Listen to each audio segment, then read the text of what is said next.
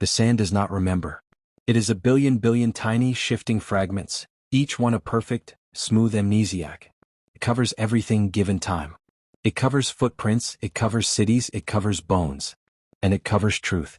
But sometimes the wind blows from the south, a searing, dust-choked breath from the heart of the great desert, and if you listen closely you can almost hear it, not a whisper but a silence. The particular, profound silence left behind when 5,000 men vanish from the face of the earth. This is not the story you think you know. The history books, the safe and sanitized records, will tell you that Legio IX Hispana, the famed 9th Legion of the Imperial Roman Army, was stationed in the misty, rain-sodden north of Britannia. They will tell you it was last heard of in the fortress of Eboracum, what we now call York, around the year 120 AD. And then, nothing. The scrolls stop mentioning it. Its proud eagle standard, its very name, disappears from the rosters of the Roman army. The conventional theory, the one taught to schoolchildren, is that it was ambushed and annihilated by the painted tribes of Caledonia, somewhere in the grim highlands of Scotland. It is a neat, logical, and utterly bloodless end. A line item in a ledger, closed. But it is not the true one. The truth is far stranger, far more terrible, and it did not happen in the green, damp north. It happened under a pitiless, copper sun, in a sea of sand so vast it could swallow an empire whole. This is the story of how an entire legion, one of the most formidable military machines ever created, marched into the mouth of a legend and was digested by the silence of the Sahara. Our story begins not in the desert, but in the cool, marbled halls of Emperor Hadrian's palace in Rome. Hadrian was a man of contradictions, a builder of great walls who was obsessed with what lay beyond them. In his private study, there was a great map of the known world, the Orbis Terrarum. On its edges, in the blank spaces where knowledge failed, the cartographers had written the words that haunted the emperor's dreams. Hic sunt dragons. Here be dragons. For Hadrian, the greatest dragon of all was the unknown. And the greatest unknown was the vast, blank expanse south of the Roman provinces in North Africa, the Sahara. He was a scholar, a poet, and he had read the fragmented, feverish reports from nomadic Garamantian traders. They spoke not of empty waste, but of a power rising in the deep desert. A kingdom of spires and gold, a remnant of the lost Persian Empire, or a civilization never before seen by Roman eyes. Its warriors were said to ride strange, single-humped beasts and command the very dunes themselves. To the pragmatic Senate it was a fable. To Hadrian it was an itch in the mind he could not scratch. It was a threat or a prize that could not be ignored. A dragon that needed to be catalogued or slain. And so the order was given. The 9th Legion, veterans of the Spanish campaigns and the brutal wars in Britannia, was chosen. They were not chosen for their glory but for their discretion, and for a certain political inconvenience.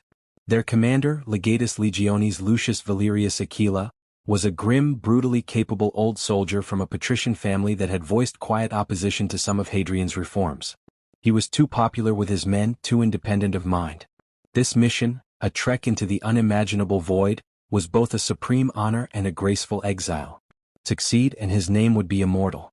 Fail and he would vanish, solving a political problem for the emperor. 5,000 men. Not just soldiers but a living, breathing city on the march. There were the legionaries themselves in their segmented plate armor, their heavy scutum shields slung on their backs. There were the specialists. Blacksmiths to repair weapons and wagons, surveyors to map the unmappable, doctors with their kits of brutal, effective tools, and clerks to record the great endeavor. A contingent of Numidian cavalry, their dark eyes already wary, joined them. These men knew the fringes of the desert and its tricks. A train of 500 mules and 50 ox carts carried the lifeblood of the mission. Water in great clay amphorae, sacks of grain, salted meat, and the disassembled parts of a dozen ballistae and onagers, the siege engines that could reduce any desert fortress to rubble. And at their head, carried by the Aquilifer, a man named Gaius, was the legion's soul, its sacred trust. A solid bronze eagle, its wings spread as if in flight, its talons clutching a thunderbolt. To lose the eagle was to lose the legion's honor, its very reason for being. The day they marched south from the bustling port of Leptis Magna, the air was thick with the scent of salt and blooming citrus trees. The men were in high spirits, joking, their helmets polished to a blinding sheen. They were Romans and the world, they believed, was theirs to conquer. Only Legatus Aquila, riding at the front, was silent. He had read the same reports as the emperor. He knew they were not marching to a battle but into a question mark. The first weeks were a gradual baking trial. The fertile coastal strip, with its olive groves and wheat fields, gave way to a rocky, sun-blasted plateau. The air grew dry, cracking lips and making every breath feel like swallowing grit. The Numidian guides, led by a sharp-eyed scout named Juba, grew quieter, their constant scanning of the horizon a silent language of unease. They spoke to Aquila of the jinn, spirits of the air that could lead men astray, and of the ghoul, creatures that dwelt in the wastes and fed on the lost. The Roman centurions, men like the grizzled, reliable centurion Marcus Drusus, scoffed. Their gods were gods of order, of cities and legions, Jupiter, Mars, Minerva. They did not understand the gods of this place, gods of emptiness and eternity, of shifting shapes and broken promises. Then they reached the true desert. The world shrank to a monochrome nightmare of yellow and blue. The horizon became a shimmering, liquid line. The sand was fine as flour and it got everywhere, in their food, their water, their eyes, chafing the skin beneath their armor raw. The march settled into a brutal rhythm. March from the first cool of dawn until the sun became a murderous hammer in the sky, then huddle under makeshift shelters through the inferno of midday, then march again until dusk.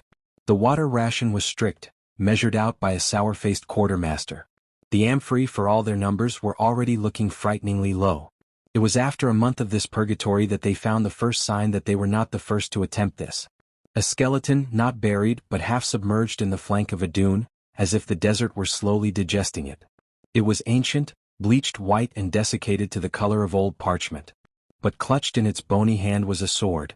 Not a tribal weapon but a straight, double-edged spada. A Roman cavalry sword. The style was old, perhaps from the time of Augustus. It was impossible. A ghost from a past that was never recorded. Commander Aquila ordered the skeleton buried and the finding kept quiet. But whispers are a currency that spends quickly in an army. A superstitious dread began to seep into the ranks like a poison. The men who had once joked, now marched in a sullen, sweating silence, their eyes darting towards the empty horizons. Days bled into weeks, a meaningless procession of sunrises and sunsets. The desert changed its face to torment them. They marched across plains of black volcanic glass that reflected the sun like a dark mirror, turning their column into a procession of men walking on coals.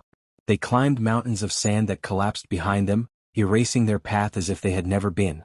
The water ration was cut, then cut again. Men began to see things.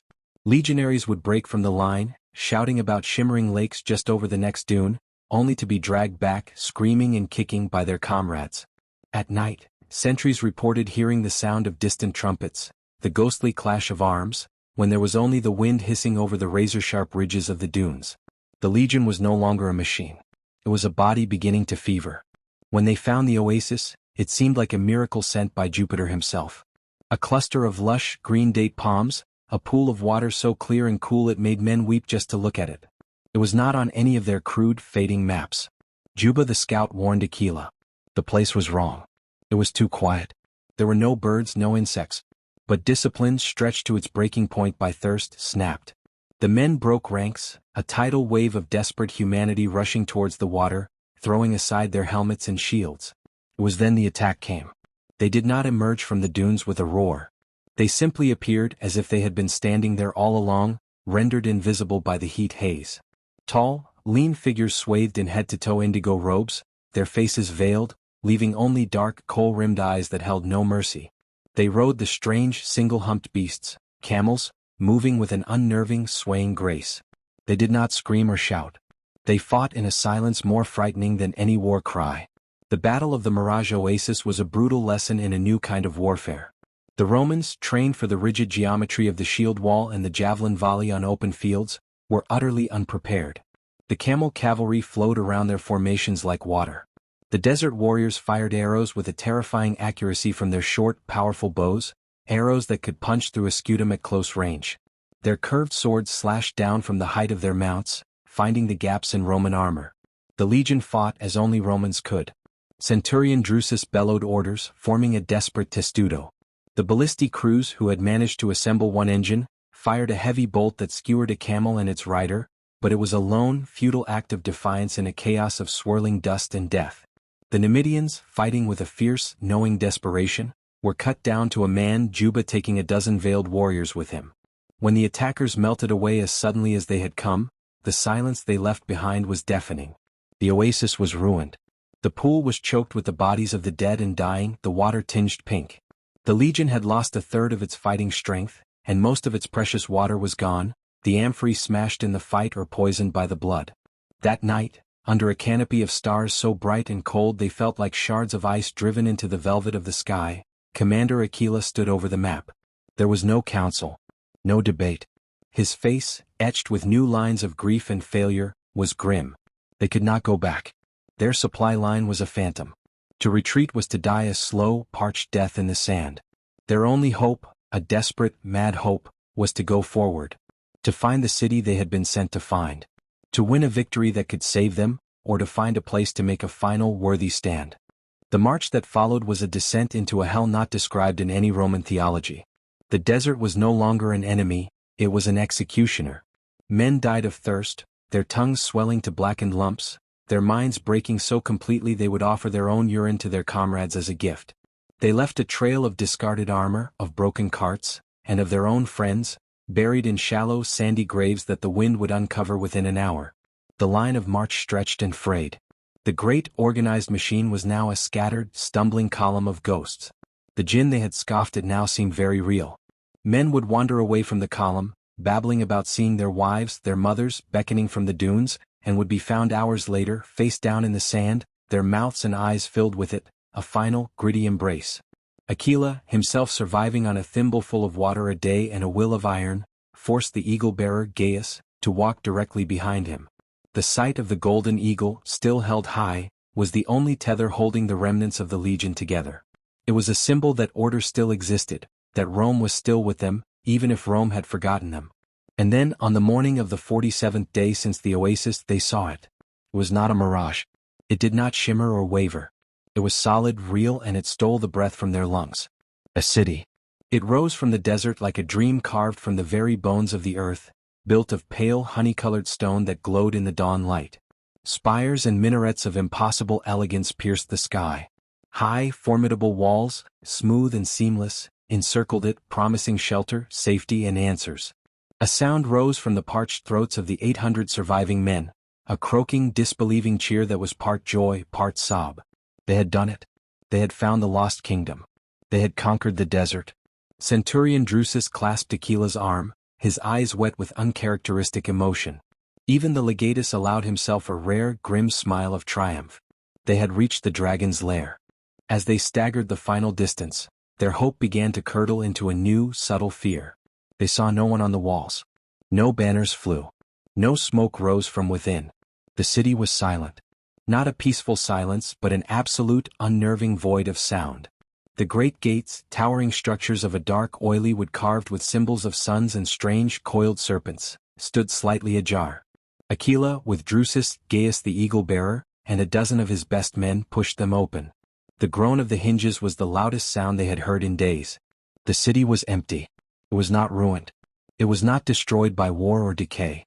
It was pristine, perfect, and utterly abandoned. The streets, paved with the same honey-colored stone, were clean. The whitewashed buildings, some with open courtyards, were whole. Market stalls stood with pots and pans of a strange, coppery metal, as if the vendors had just stepped away. A fountain in a central square still trickled with clear, cold water, its basin carved with more of the serpentine patterns. But there was not a single living soul. No people, no animals, not a rat, not a fly. It was a beautiful, perfect shell. A tomb without bodies, a stage set after the actors had departed. The legion entered, their victory feeling hollow and strange. They drank from the fountain, the water so pure it was almost painful. They slept in the empty houses, on floors that were cool and smooth. For 2 days they rested, their bodies healing while their minds wrestled with a deep, unnameable dread. This was not a conquest. It was an occupation of a ghost. On the 3rd night the sounds began. Not the sounds of an attack but the sounds of the city itself. As if it were remembering or dreaming. A legionary on watch swore he heard the laughter of children from a street he had personally verified was empty. Another woke his entire contubernium, screaming that he had heard the clang of a blacksmith's hammer from a forge that was dark, cold, and thick with dust. In the great central square, men gathered, their hands on their swords, as the murmur of a vast, unseen crowd seemed to swell around them. The city was not haunted by the dead, it was haunted by the memory of life. It was a place out of time, a pocket of reality that had frayed at the edges, and it was slowly, patiently unraveling them. Commander Aquila knew they could not stay. The city was a gilded cage, a beautiful poison. He gave the order to leave. To take what water they could carry and march west, hoping to hit the Atlantic coast, to find a way back to the world of men. As they formed up at the gate they had entered, they found it closed. Not just closed but sealed. As if it had never been opened. The massive doors were seamless, fused into the stone of the walls. The walls, which had seemed scalable from a distance, now appeared smooth as glass and impossibly high, as if they had grown. They were trapped. Panic, the final enemy, set in. Men clawed at the stones until their fingers bled. They beat on the gates with the pommels of their swords, the sound of pathetic, metallic tapping against the immense silence. They screamed for help from a sky that was utterly indifferent. And then the sand came. It did not blow in on the wind from the desert outside. It began to rise from the very streets themselves, pouring up from between the cobblestones like a slow, granular, inevitable tide. It was not a storm. It was the city drinking them in. The sand, fine and pale, filled the streets, the squares, the houses. It rose to their knees, then their waist. There was no outrunning it. It was everywhere. The men cried out to their gods. They cursed the emperor. They called for their mothers. Centurion Drusus died standing back to back with his legatus, his sword still in his hand, bellowing a Latin curse at the uncaring stones until the sand filled his mouth. The last thing Commander Lucius Valerius Aquila saw was his aquilifer, Gaius. The young man, his face serene and accepting, had planted the staff of the standard firmly into the rising sand. He held the golden eagle of the 9th Legion high above his head, a final, defiant gesture to an empty sky. He was singing the old crude marching hymn of the 9th, his voice steady and clear against the soft, sighing roar of the desert. Mil occidit. 1,000, 1,000, 1,000 he has slain. Then the sand covered his mouth, his eyes, the tip of the eagle's wing. The song was cut off. And then there was only silence. The great, forgetting silence of the Sahara. The Roman Empire sent scouts, then a full cavalry wing to find them. They found nothing. No battle site, no discarded equipment, no graves. It was as if the earth had opened and swallowed 5,000 of Rome's finest soldiers whole. The official record, baffled and embarrassed, simply let the 9th Legion fade from history. Its fate was attributed to a more convenient, more believable enemy in the mists of Britannia. But the desert knows. It holds the truth in its granular heart. Sometimes on a night when the wind is still and the moon is a sharp, cold sliver in the sky, the dunes shift. And for a single, fleeting moment the sand parts. And if you were there in that impossible absolute silence, you might see it, the very tip of a bronze eagle's wing, clutching a thunderbolt, pointing forever at the uncaring stars, a last, silent testament from a lost legion that marched into a legend, and was consumed by the greatest dragon of all, the unknown.